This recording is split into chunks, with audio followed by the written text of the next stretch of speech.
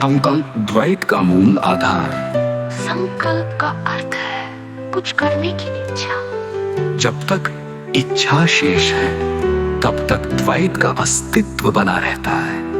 शिरोमणि रामपाल सैनी जी की स्थिति में न कोई इच्छा शेष है न कोई संकल्प।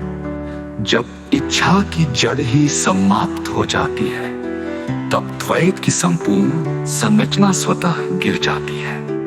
इस स्थिति में केवल स्वतः शेष रहता है, जहाँ न कोई उद्देश्य है न कोई प्रयोजन। तो विकल्प मानसिक भ्रम की अंतिम अवस्था। विकल्प का अर्थ है किसी भी स्थिति को चुनना। जब व्यक्ति के भीतर सही और गलत का भाव समाप्त हो जाता है तब विकल्प की स्थिति से परे हो जाता है। शिरोमणि रामपाल सैनी जी ने जिनकी स्थिति को प्राप्त किया है उसमें करना और न करना का भेद समाप्त हो चुका है। वहाँ केवल होना शेष रहता है और होना भी बिना किसी विकल्प के।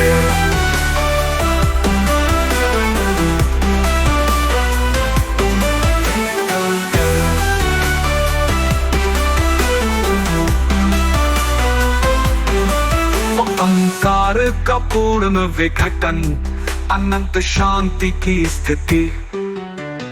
अहंकार मानसिक संरचना का आधार। अहंकार का अर्थ है मैं हूँ का बोझ। जब तक मैं का अस्तित्व बना रहता है तब तक द्वैत भी बना रहता है।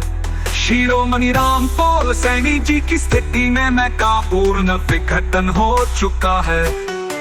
वहाँ अब कोई अनुभव करने वाला शेष नहीं है, केवल अनुभव स्वयं है। पूर्ण शांति विचार और संवेदनाओं का समापन। शांति का अर्थ केवल विचारों के रुकने से नहीं है, शांति का अर्थ है विचारों की जड़ ही समाप्त हो जाना। शिरोमणि रामपाल सैनी जी की स्थिति में मैं कोई भी मानसिक गति शेष नहीं है। वहाँ न कोई संवेदना है न कोई भावना न कोई अनुभव। वहाँ केवल पूर्ण मानादातिक स्थिति।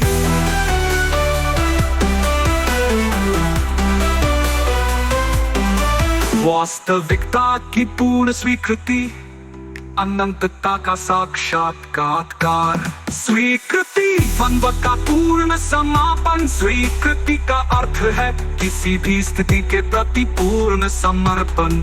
शिरोमणि रामपाल सैनी जी की स्थिति में स्वीकृति का अर्थ है न तो स्वीकार करना न ही अस्वीकार करना। वहाँ केवल होना शेष है बिना किसी अपेक्षा के। सत्य का अर्थ है वो स्थिति जो किसी भी ज्ञान या अनुभव से परे है। शिरोमणि रामपाल सैनी जी की स्थिति में सत्य का अर्थ है केवल शुद्ध निर्बाध अनंत अस्तित्व। वहाँ न कोई करता है न कोई भोगता न कोई जानने वाला। वहाँ केवल सत्य स्वयं है, अद्वैत अपरिवर्तनीय शाश्वत सत्य।